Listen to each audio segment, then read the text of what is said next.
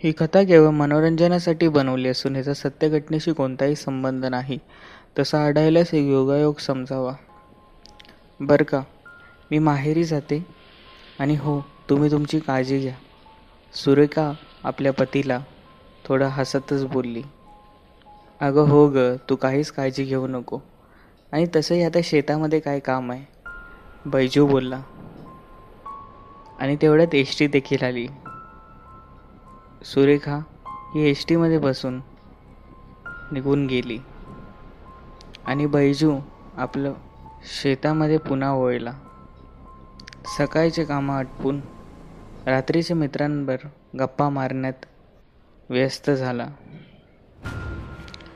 1-2 दिवस गेले असतील आणि त्याच रात्री बैजूला उसाला पाणी पाजायला जायचे होते. बैजू हा मुळात थोडा घाबरट व्यक्ती. ए येतोस का माझ्यावर? बैजूने गणपतराव म्हणजेच त्याच्या मित्राला बोलला. कुठे? गणपतराव बोलला.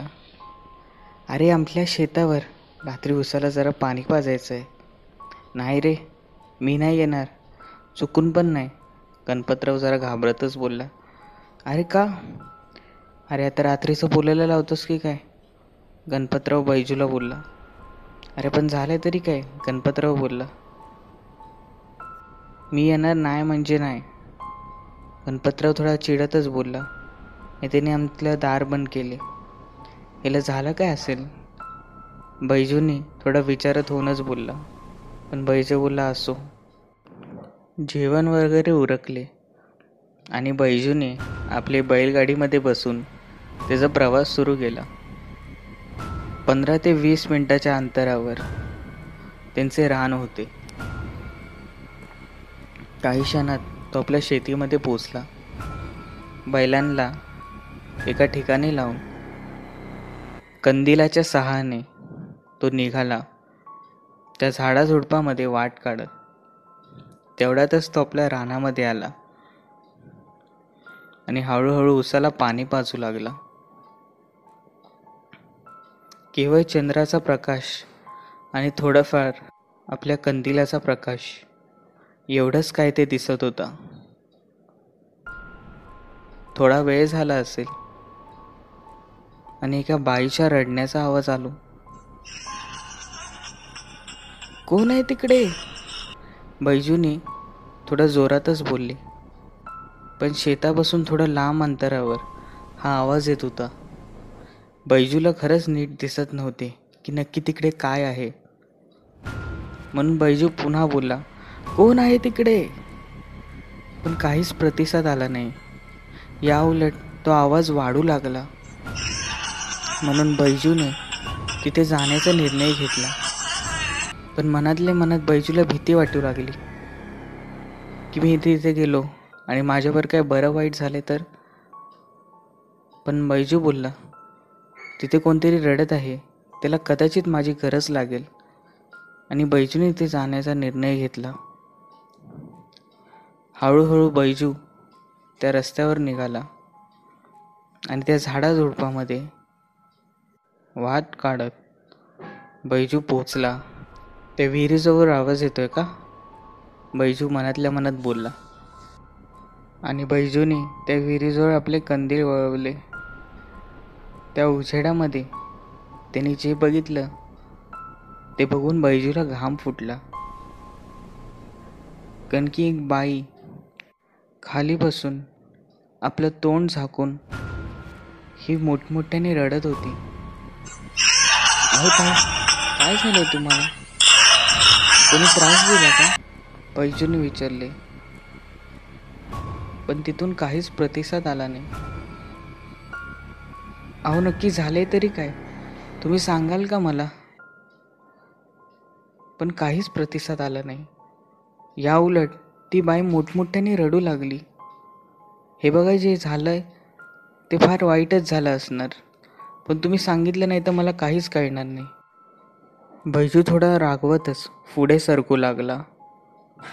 अहो नक्की झालंय तरी काय? बैजूने ते कंदील त्या बाईकडे वळवले. अहो वरती तर बघाल. आणि काही क्षणात त्या बाईने वरती बघितले आणि जे बैजूने बघितले केवळ हृदयविकाराचा झटका यायचा त्याला बाकी होतं. कारण की त्या बाईने वरती बघताच पूर्ण डोळे सफेद, त्याचबरोबर कपाळावर कुंकू विस्कटलेले आणि तोंडातून रक्त येत होतं. या अवस्थेमध्ये बैजूला बघून हसत होती. आणि एवढंच की काय, बैजू तिथून पळत सुटला आणि त्याच वेळेला ती बाई देखील पळत सुटली त्याच्या मागे.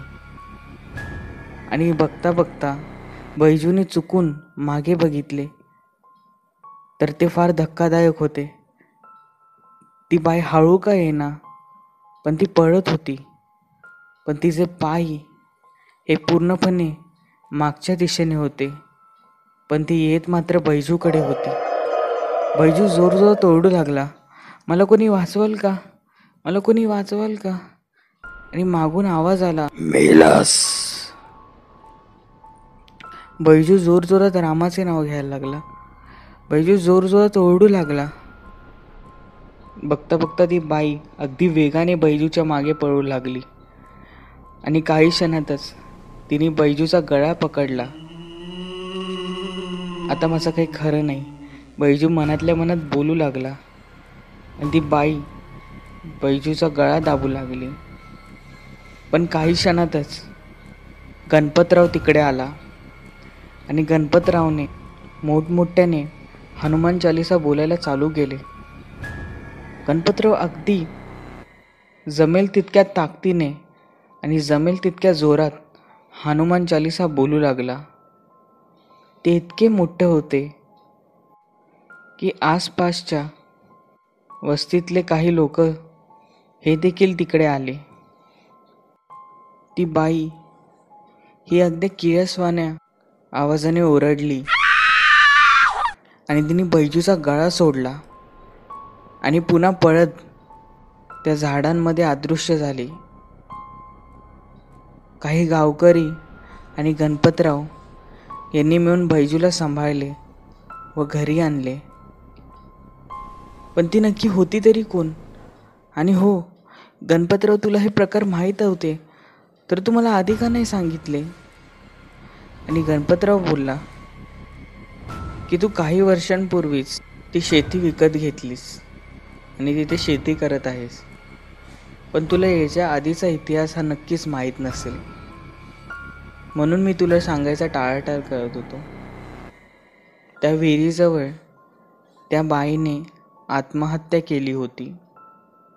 काही घरगुती वादामधून तिने तिचा जीव दिला होता आणि असं ऐकण्यात आहे की ती त्या जमिनीच्या वादातूनच जीव दिला होता. म्हणून त्या ठिकाणी ती कोणाला नीट कामही किंवा शेतीही करून देत नाही. तिचं आज यायचं कारणच हे होतं, कारण की आज अमावस्या होती. तिला माहीत पडलं असेल की आता तू त्या शेतीचा मालक आहेस, म्हणून ती तुझ्या जीवामागे लागली होती.